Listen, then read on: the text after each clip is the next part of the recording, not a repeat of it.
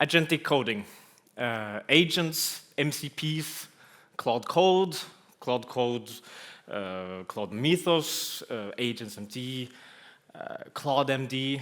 There's so many words in this ecosystem by now. There's a lot, and you're sort of expected to know what all these words mean, like harnesses and context engineering. That didn't even mean anything like a couple of years ago. And what I felt, let me set my timer here, what I felt personally, and also with my colleagues, is that it's daunting getting started. It feels so complex, even beginning, but you feel you really have to get started or you're not going to make it. You have this fear of missing out and you'll be left behind. But the intention of my talk is you're not behind. Like LinkedIn will tell you that you're behind your new boss with the Cloud Code subscription max, whatever. They will tell you that you're behind. And it will change. Like, it has changed. They have been pushing the same agenda for like years, that you have to like stay on top and run 10,000 sub-agents. But you really don't have to be on top of it that much, because the ecosystem still moves. And as I said, it's changed from like a year ago to like a year from now. It will be different. But I do still feel that there are some fundamentals that are worth sort of learning and remembering when you're getting into this, so that it's not as complex as it might seem. So let's build a baseline. AI coding tools are three important things. You have the models, and those are the most important of the three. Those are like 95% of everything that you can put all you want around it, but if the models doesn't work the way you want to, you won't get very far. And that's the brain. So you have the GPTs from OpenAI, you have the Claudes from Anthropic, the Geminis, and some Chinese ones as well. And the suppliers, people forget about those as well. The so-called inference providers, people will say that instead. So OpenAI, Anthropic usually hosts their own models, but there are other competitors that host like a whole wide variety of models, and you can also run it locally, which can be important in the future. And then there's harnesses. So if there's one word that I want you to learn from this talk and take away from it, it is harnesses. Because they let the models actually do something. Models are just text in, text out, but how do they act? So a harness is like Cloud Code, which I'll be sort of using generally, because I think most people are familiar with that. Codex, agents in VS Code, open code, etc. And you can mix and match this, at least in theory. You could have the GPT 5.5, because that's your favorite model. It works really well for you. Your place of work has a GitHub Enterprise contract, so you choose that, or you have to choose that.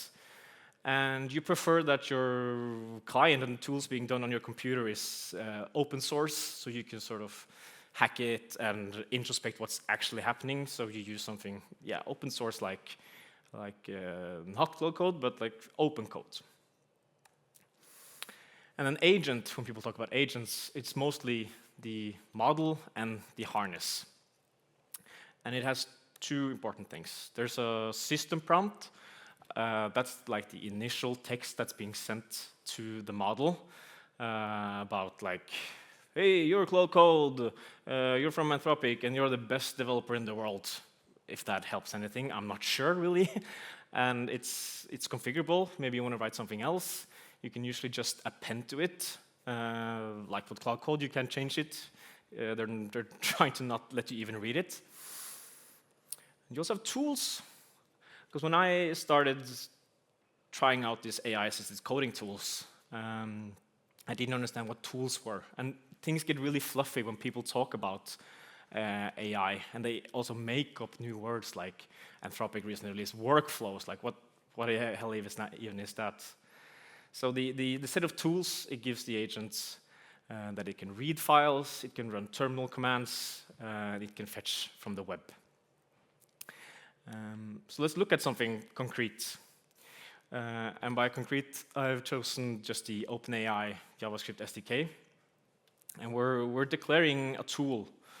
We're declaring a function that can read files. It has like a description, it tells what the kind of parameters. But if you look at it, there's nowhere it says what the actual implementation is. And you will see it will be a recurring theme in this talk and other things that we'll look at.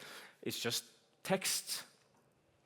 So you send this off to your model.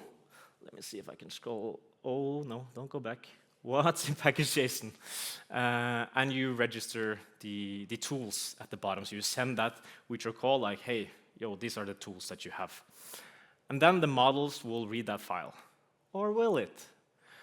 It will just sort of return like an intention. So the models, as a part of their training, have learned to be really, really good at making tool calls. Well, they don't have any ability to actually do the calls. They are just text machines. So they give an intention. And then your harness, your Claude code, will do something with it. Most likely, it will read the file, or it will nuke the moon, like you have no idea. But hopefully, it will read the file. So it reads the file, and then the output of that gets fed back into the model. And that's important, because the feedback loop changes. The loop on how you're working with AI changes. And many might boot up Claude Code or their agents in VS Code and just use it like ChatGPT. You'll ask some questions, you'll copy-paste some code, but that's not the full power of it. Because you are then sort of a big part of the loop, because you are giving the input and the agent is responding. And sort of unfortunately, and the way we've been going with AI tools, that we're giving up some agency, we're giving up some control over to the agents. And that's because they are incredibly smart, like annoyingly really, really smart. I was really skeptic in the beginning, but now I see you can't really ignore it. So you can give it tasks, quite vague tasks actually. You can give it a goal, it can explore your code base, read some files, and read the output of these files again and act upon that. You can run your tests, just have it ask for that, and it runs the tests, it gets its output, and it can work on that. So then it's looping by itself, and you can, I guess, sort of control how much you are part of this loop. Some people bring it really far out and have some automatic stuff, or you can be much more in the part of it and steer it. So now we know the parts. I could have basically stopped the talk now, because if you understood that, then I feel most things with these AI coding tools will be quite easy, because most of it is just built on top of that. But there are some tips that I can give, some fundamental tips about thinking about it. And I'm repeating myself, but work in text. The models trained on text, they output text. So if there's any problem that you have, if you can convert it to text in any way, then it will be really good. I had this issue that I was learning a code base, and I was trying to make a sense of it. And I really wanted some diagrams. I really wanted to see the dependency graph in a diagram. And I could like go through the code, I could open like Excalibur or Figma or some tool like that and drag and drop, and like, but that felt like, it was like an AI smell for me, like, this doesn't make sense. I want the agent to do this for me. So then I thought, well, there's lots of markup languages that can create diagrams. And then I used that, and now I can just generate diagrams on the fly when I'm in my code base. Another thing is documentation. So documentation already is text, but sometimes it's packed around with a lot of bullshit, like it's inside, very deep inside Confluence, or it's in like a Word file in your SharePoint. And your agent won't sort of reach that without jumping through so many hurdles. So you can keep those documentations in your code base, and then your agent can really easily access them. And you will see that suddenly everything is marked down. And that's just because it's readable by humans, and it's super readable by the agents.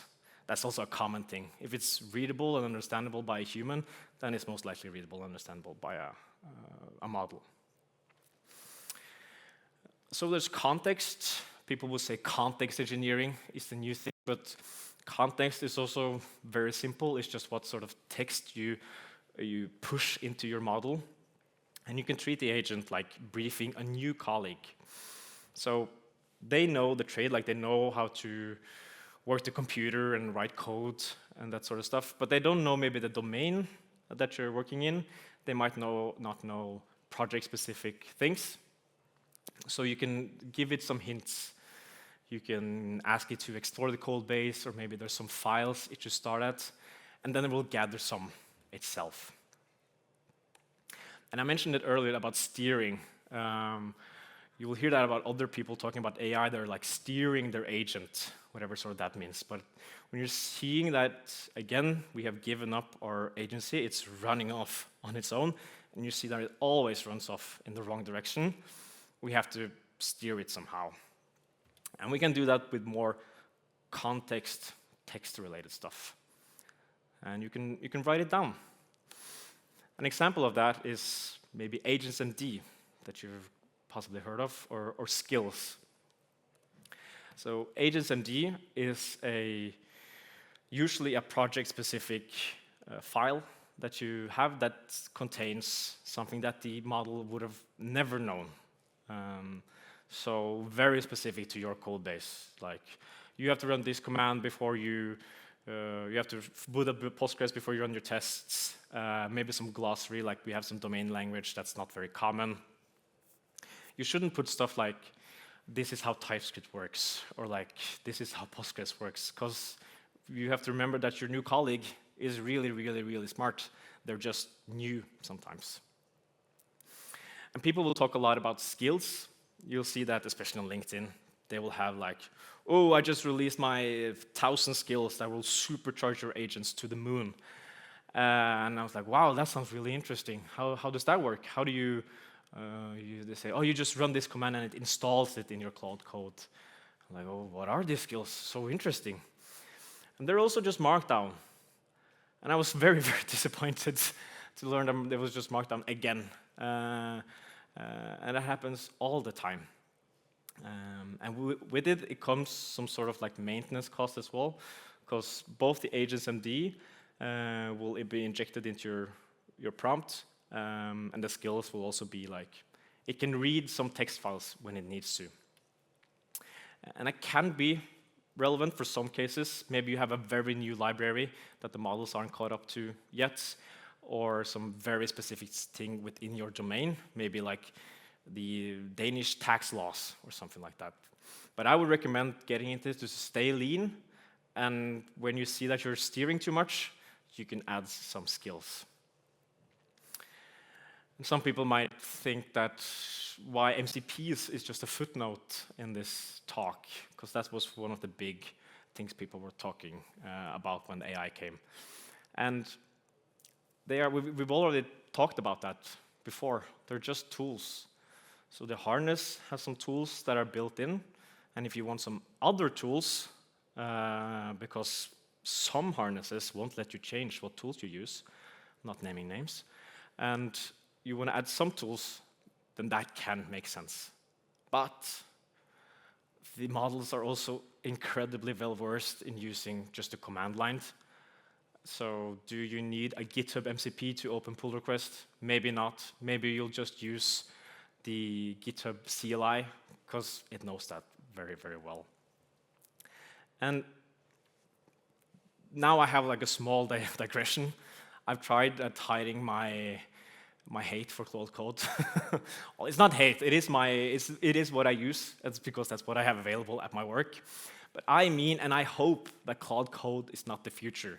And with that, I'm just talking about it being like one singular thing, that the supplier, the harness, and the model is all one company, and you can't make any changes to, let's say, the harness. The harness is very locked down. And I don't like that for our ecosystem. The models, sure, for me, they can be a black box. That's fine, that's too complex for me. But the harness is something that doesn't have to be a black box. We can still control that part. Again, these are things that are running on your machine, and losing that control is something that I'm not happy with. And also keeping things open source will also help the ecosystem. You now know the fundamentals, or maybe you knew it from before, but just sort of haven't thought about it in that way. It's just text. And when you're starting or when you're continuing, keep it simple. Don't try to install every MCP and every skills that you see on the net. Just see what works for you. And most importantly, just pick one and get started and have a feel for it yourself. Thank you.